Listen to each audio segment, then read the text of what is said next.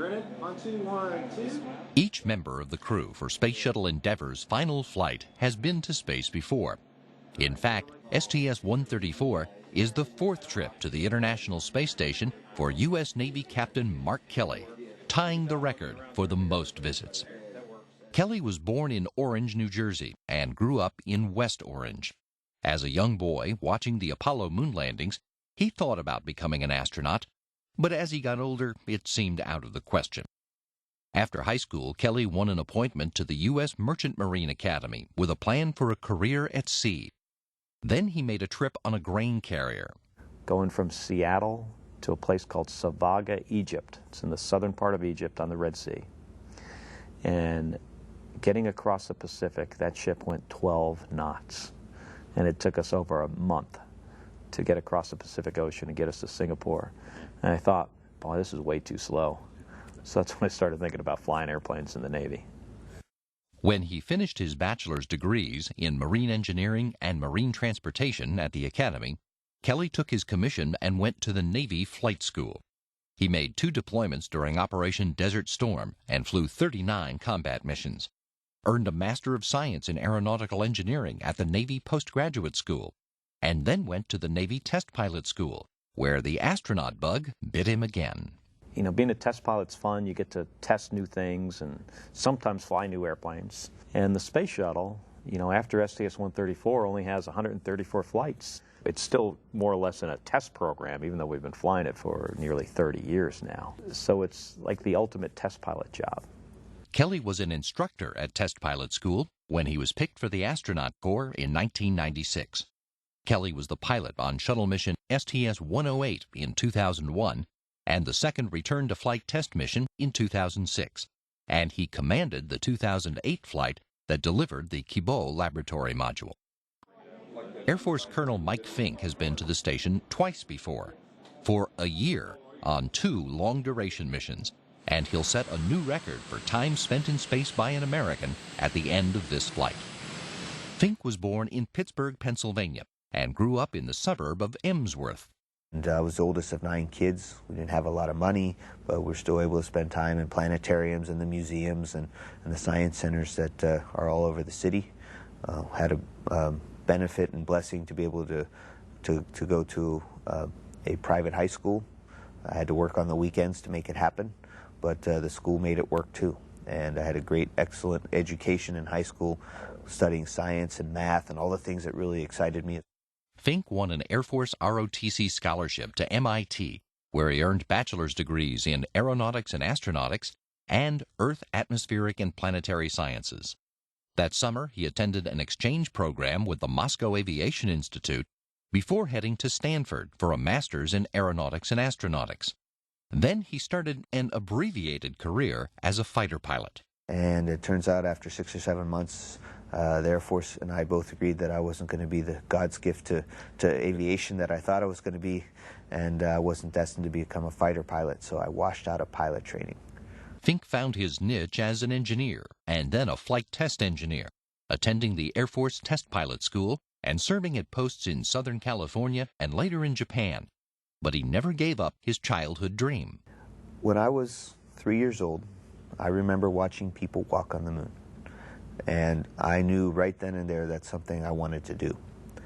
Fink was selected as an astronaut in 1996.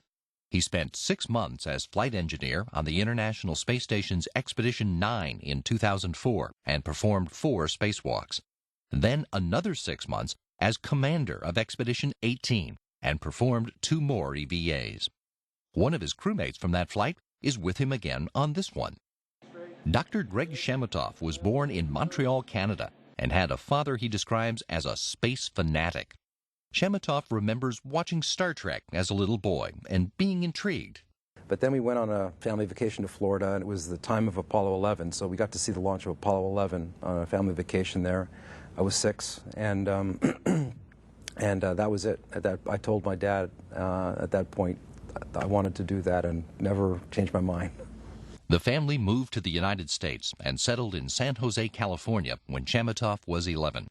He graduated from high school there and went to Cal Poly in San Luis Obispo to study physics.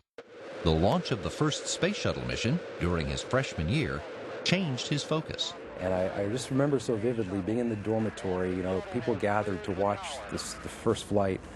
And for me, you know, I'd wanted to do this all my life, but there wasn't, there yet wasn't any urgency or sense of direction, you know, of how to do it.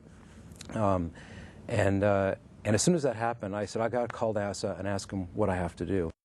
When he got interested in robots, he changed his major and earned a Bachelor of Science in Electrical Engineering at Cal Poly, then a Master's in Aeronautical Engineering at Caltech. On a fellowship at Draper Laboratory in Cambridge, Massachusetts, Shamatov worked on spacecraft guidance controls for several NASA projects while earning his doctorate in aeronautics and astronautics at MIT. Then he taught aeronautical engineering at the University of Sydney before he came to work at the Johnson Space Center in 1995, developing software applications. He was picked for the astronaut corps in 1998 and spent 183 days in space as part of the space station's Expedition 17 and 18 crews. Italian Air Force Colonel Roberto Vittori of the European Space Agency has made 2 previous trips to the International Space Station, but he spent less than 3 weeks in space. Vittori was born in Viterbo and grew up in nearby Bomarzo in central Italy. Very small, in the middle of a beautiful forest in the countryside, and I grew up playing soccer outside my school. I was very good in defense, and that was and then I loved playing in the woods with my friends. He left Bomarzo for college to study physics, but his boyhood interest in flying reasserted itself. Vittori earned a bachelor's degree in aeronautical science at the Italian Air Force Academy and completed his basic pilot training with the U.S. Air Force at Reese Air Force Base in Texas, and then flew operationally in the Italian Air Force. Next stop was the U.S. Navy Test Pilot School and a post-graduation trip with his classmates to visit NASA.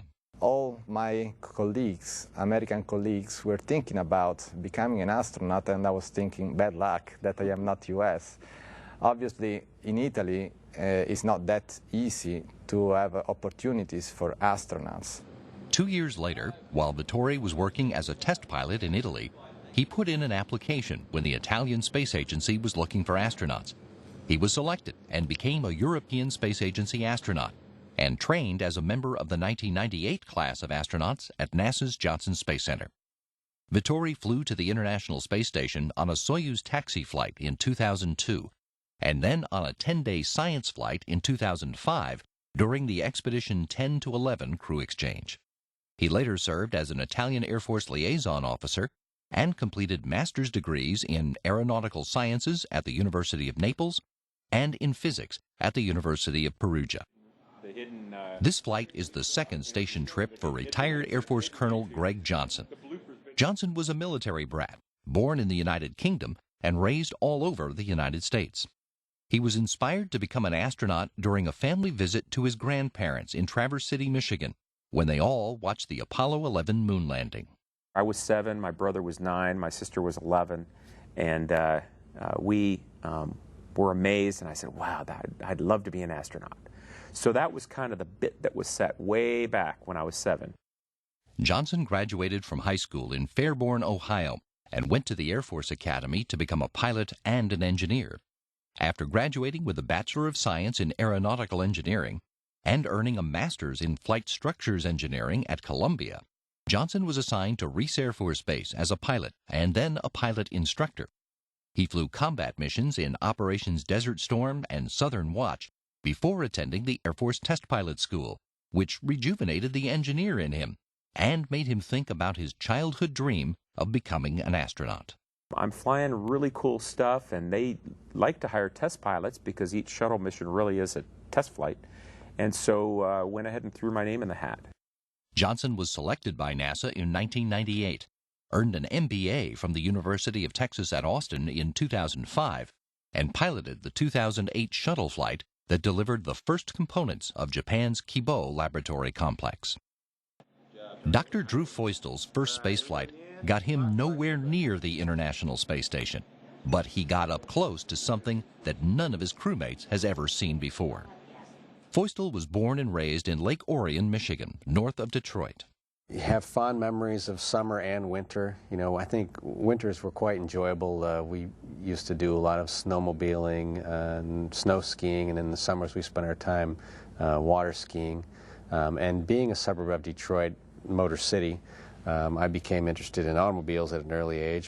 Feustel raced motorcycles and go-karts as a boy, and he had cars in mind after high school when he went to Oakland Community College, specializing in geology with a minor in industrial design. So you could say I was pursuing two careers, one as a scientist, one as an automotive designer, while working as an automotive restoration mechanic.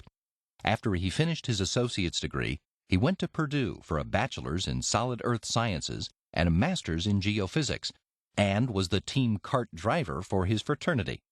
And then he earned a PhD in geological sciences at Queen's University in Kingston, Ontario. He worked as a geophysicist in Canada and then for ExxonMobil Exploration in Houston before he was picked as an astronaut in 2000. Feustel completed 3 spacewalks during the final servicing mission to the Hubble Space Telescope in 2009. I think for humans it's always been about what's out there, are we alone, could we be the only ones in this infinite universe? And I think the only way we're going to find out is if we keep pushing the boundary and trying to get out there, and this is just the beginning.